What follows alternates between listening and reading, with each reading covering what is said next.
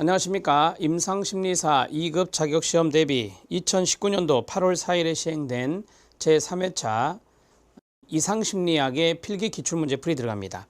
이상심리학의 21번부터 40번 문제까지 모두 20문제가 되겠습니다. 제가 중간중간에 문제를 풀면서 체킹을 하겠지만 여러분들이 좀 알아둬야 될 것들이 몇 문제 있습니다. 그런 것들은 이 기출문제 풀면서 숙지를 바로 해 보시기 바랍니다.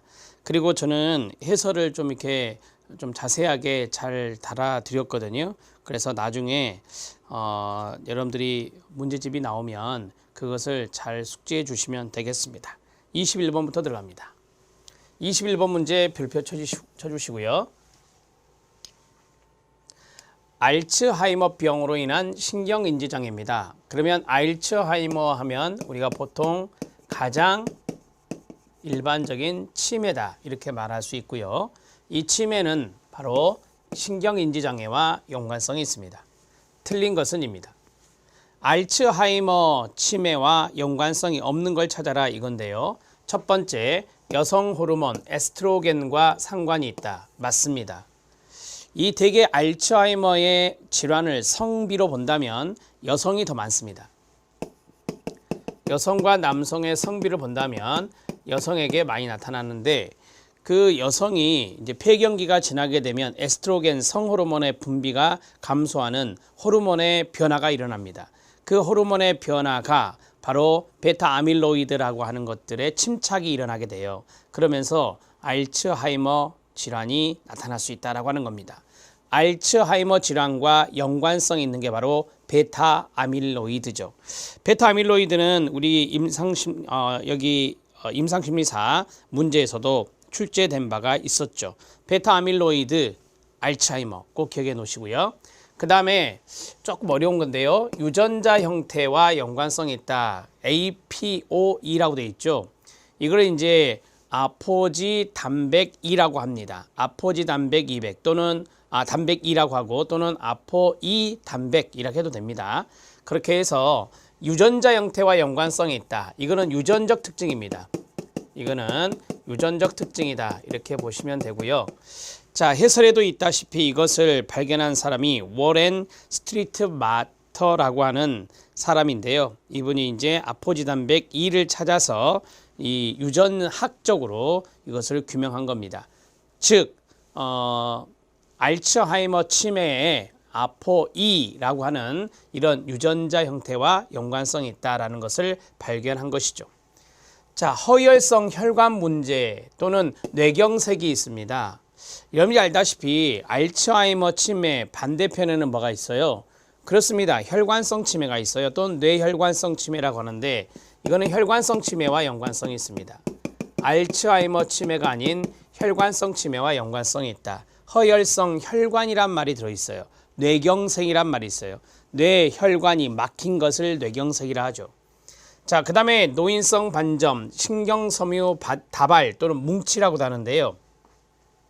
노인성 반점, 그 다음에 신경섬유 다발과 관련성이 있다. 이런 것들이 바로 이제 병리학적 소견이라 합니다. 병리학적인 측면에서 병리학적 소견으로 본다면 신경섬유의 다발이 뭉친데 그러한 것들이 나타나고 노인 반점이 보인다는 것, 이런 것들은 알츠하이머 치매와 연관성이 있습니다. 답은 3번입니다. 22번 문제 들어갑니다. 자, 22번 문제는 알코올 금단과 연관성이 있는 겁니다. 22번도 체킹하시고요. 틀린 것은 입니다.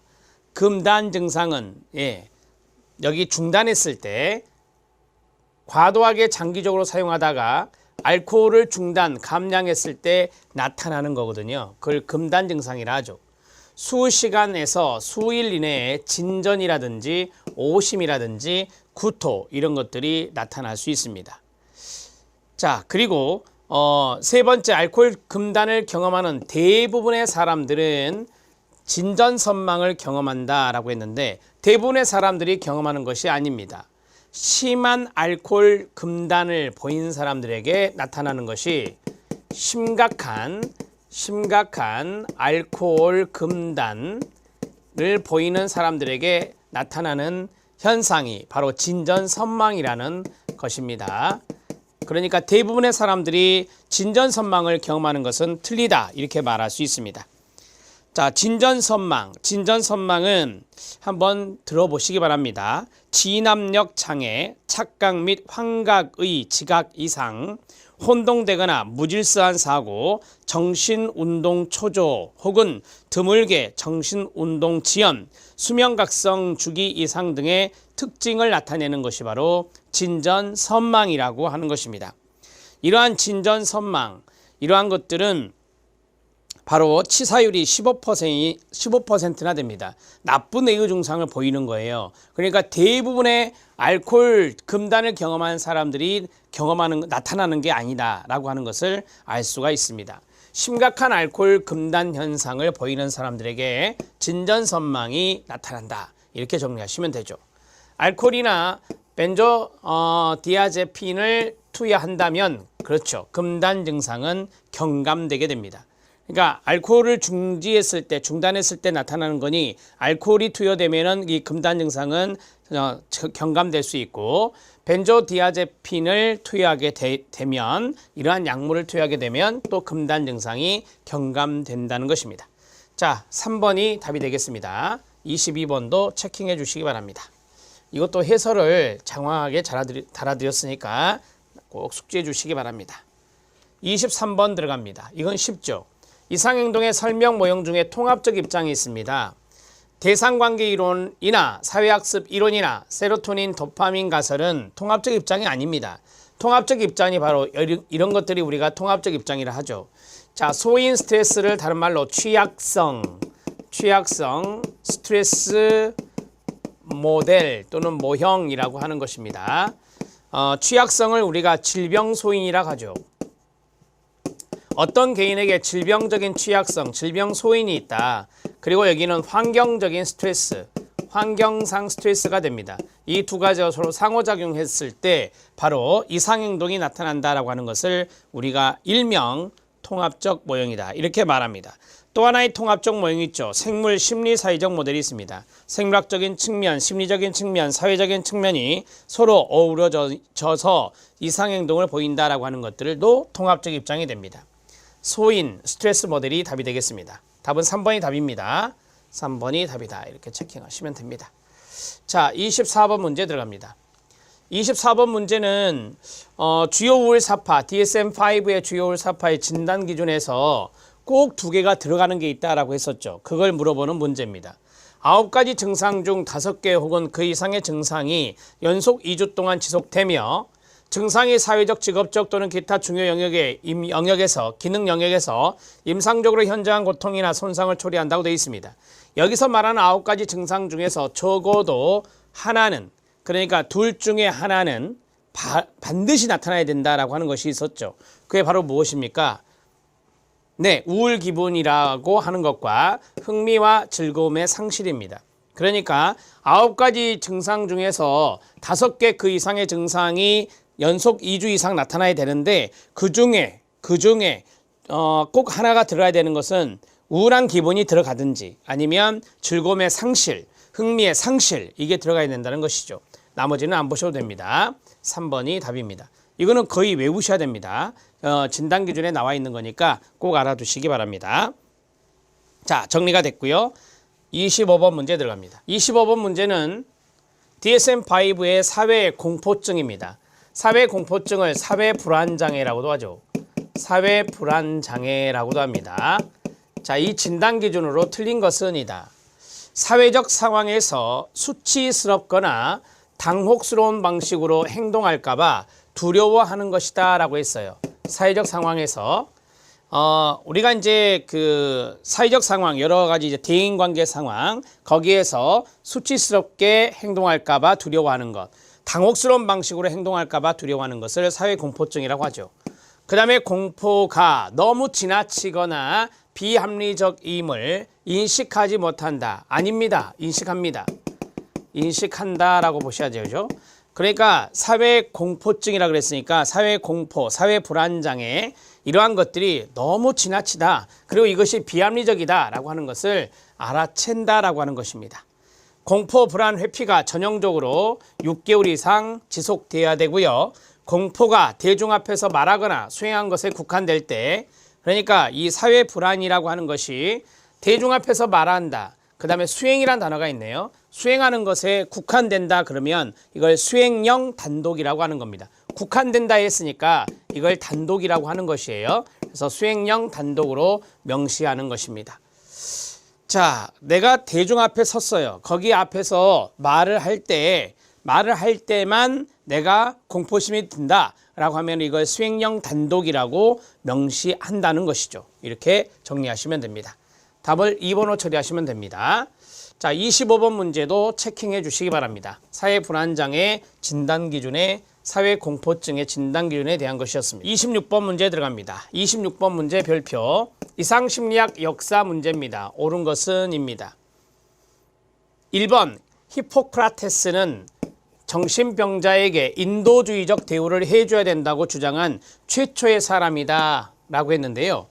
자, 피넬입니다.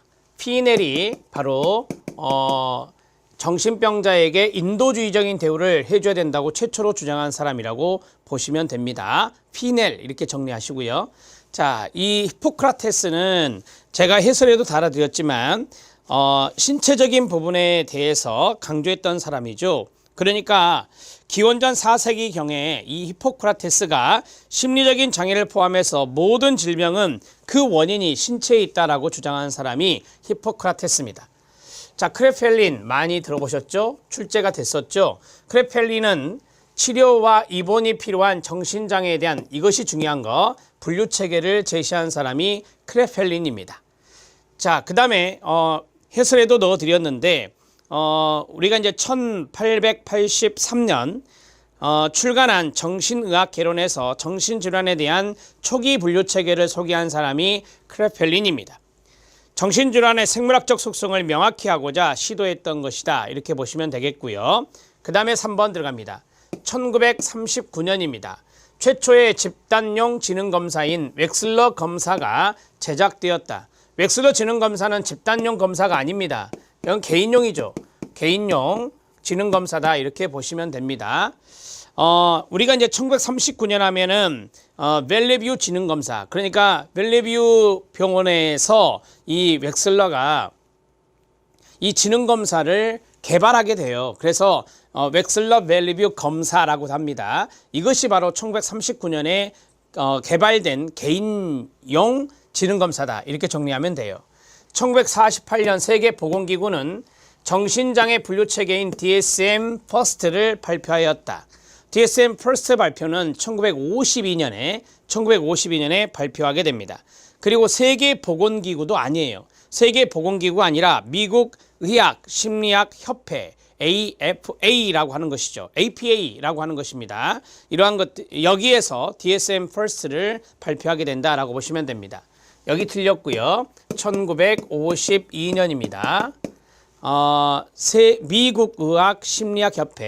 미국 의학심리학협회 APA에서 이것을 발간하게 된다. 이렇게 정리를 해주시면 되겠습니다. 자, 정리가 됐고요. 이 역사 문제에서 하나하나 다 봐야 됩니다. 첫 번째는 피넬이라는 사람은 정신병자에게 인도주의적 대우를 해줘야 된다라고 하는 것이고, 그다음에 2번 지문은 많이 나온 거죠. 2번 지문은 많이 출제가 된 거예요. 그 다음에 웩슬러 벨레뷰 지능검사가 1939년에 개인용으로 제작이 되고, 그 다음에 1952년 APA에서 DSM-1를 발간하게 된다. 이렇게 정리하시죠. 자, 답을 옳은 거 찾기니까 2번이 답입니다.